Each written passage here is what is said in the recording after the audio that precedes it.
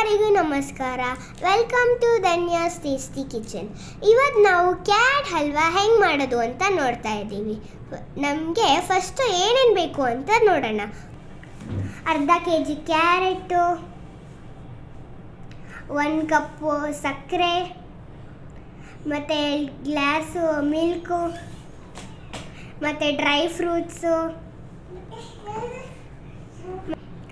ಇವಾಗ ಕ್ಯಾರೆಟಿಂದು ಎಡ್ಜಸ್ನ ಇವಾಗ ಕಟ್ ಮಾಡ್ಕೋತಾ ಇದ್ದೀವಿ. ಇವಾಗ ಕ್ಯಾರೆಟನ್ನು ನೀಟಾಗಿ ಪೀಲ್ ಮಾಡ್ಕೊತಾ ಇದ್ದೀವಿ. ಕ್ಯಾರೆಟನ್ನ ಪೀಲ್ ಮಾಡ್ಕೊಂಡಾದ್ಮೇಲೆ ಕ್ಯಾರೆಟನ್ನು ನೀಟಾಗಿ ವಾಶ್ ಮಾಡ್ಕೊಳ್ಳೋಣ.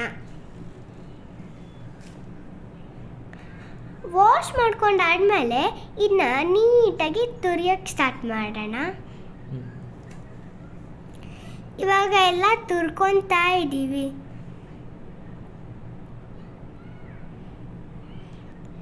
ಎಲ್ಲ ಕ್ಯಾರೆಟು ನೀಟಾಗಿ ತುರ್ಕೊಂಡಾದ್ಮೇಲೆ ಇವಾಗ ಹಲ್ವಾ ಮಾಡೋಕ್ಕೆ ಇವಾಗ ಸ್ಟಾರ್ಟ್ ಮಾಡೋಣ.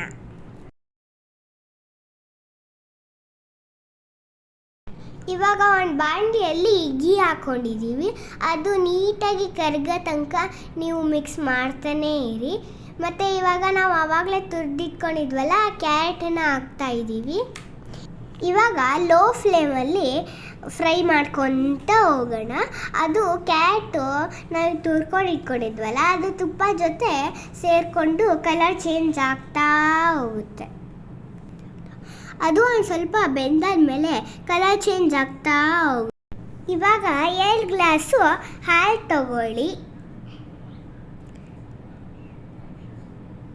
ಮತ್ತು ಇವಾಗ ಒಂದು ಹಾಲನ್ನು ಸ್ವಲ್ಪ ಹಾಕ್ತಾ ಮಿಕ್ಸ್ ಮಾಡ್ಕೊತ ಹೋಗಿ.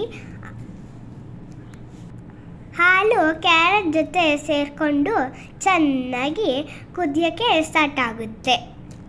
ವಿಟಮಿನ್ ಎ ಇರೋ ತರಕಾರಿಯಲ್ಲಿ ಕ್ಯಾರೆಟು ಒಂದು.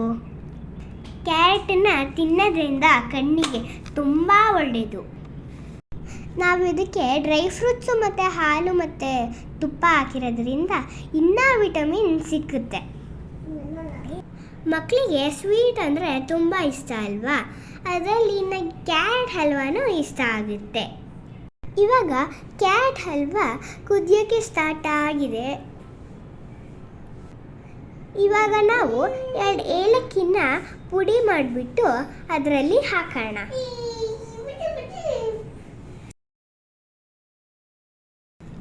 ಇವಾಗ ನಾವು ಲೋ ಫ್ಲೇಮಲ್ಲಿ ಇದನ್ನ ಬೇಯಿಸ್ತಾ ಇದ್ದೀವಿ.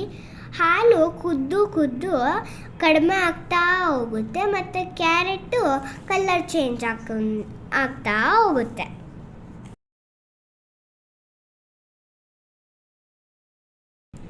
ಇವಾಗ 1 ಕಪ್ ಶುಗರ್ನ ಆ್ಯಡ್ ಮಾಡ್ಕೊತ ಹೋಗೋಣ.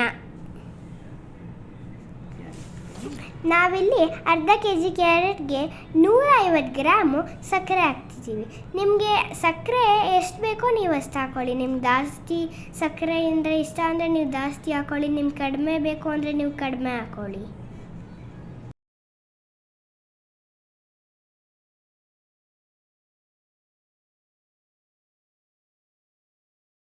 ಇವಾಗ ನಮ್ಮ ಕ್ಯಾರೆಟ್ ಹಲ್ವಾ ಫೈನಲ್ ಸ್ಟೇಜ್ಗೆ ಬರ್ತಾ ಇದೆ. ಇವಾಗ ನಾವು ಡ್ರೈ ಫ್ರೂಟ್ಸ್ನ ಫ್ರೈ ಮಾಡ್ಕೊಳ್ಳೋಣ. ಇವಾಗ ಒಂದು ಪ್ಯಾನಿಗೆ 1 ಸ್ಪೂನ್ ತುಪ್ಪ ಹಾಕ್ಕೊಳ್ಳಿ. ಇವಾಗ ನಾವು ಕಟ್ ಮಾಡಿದ ಬಾದಾಮಿನ ಹಾಕಿ ಫ್ರೈ ಮಾಡೋಕ್ಕೆ ಸ್ಟಾರ್ಟ್ ಮಾಡೋಣ.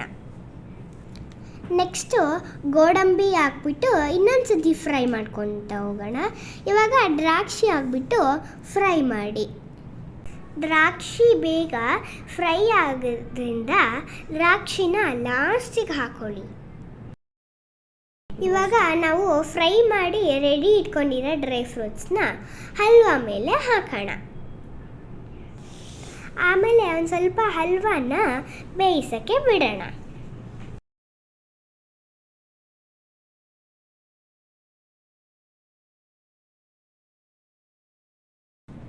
ಇವಾಗ ನಮ್ಮ ಹಲ್ವಾ ಕುದ್ದು ಚೆನ್ನಾಗಿರೋ ಫ್ಲೇವರ್ ಬರ್ತಾ ಇದೆ ಮತ್ತು ನಮ್ಮ ಹಲ್ವಾನು ರೆಡಿ ಆಗಿದೆ.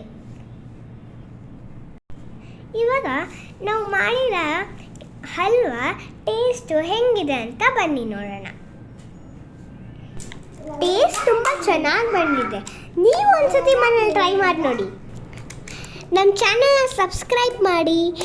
ಮತ್ತೆ ಹೊಸ ರೆಸಿಪಿ ಜೊತೆ ಬರ್ತೀನಿ. ಟೇಕ್ ಕೇರ್, ಬಾಯ್ ಬಾಯ್.